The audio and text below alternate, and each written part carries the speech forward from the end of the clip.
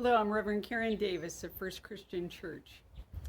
Whenever you go on a trip, perhaps you have someone who takes care of your house for you, takes care of your animals, waters your plants, looks after things for you.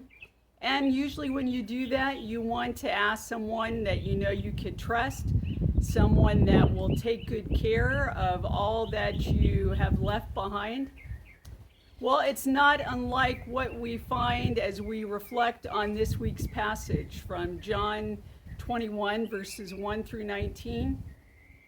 Jesus has made yet another resurrection appearance with the disciples.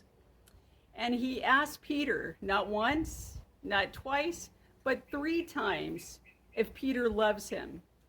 And each time that Peter responds, Jesus admonishes him, if you love me, feed my sheep.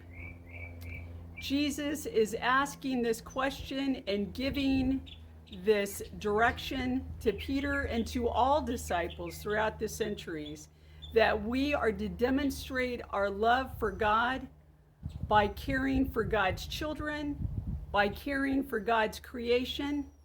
If we indeed love God, then we will demonstrate that, not only in our words, but also in our actions.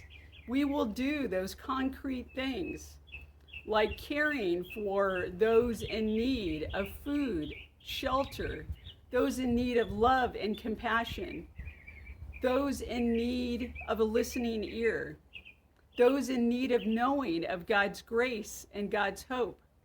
We will share the gospel through our actions as well as our words.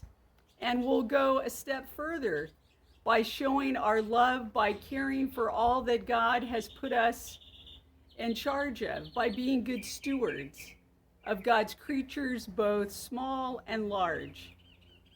And so we are to reflect upon how it is that we are going to feed Christ's sheep.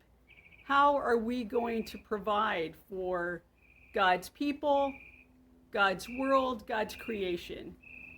I invite you this week to reflect on what it is that you could do so that you, with Peter, could say, yes, Lord, you know that I love you.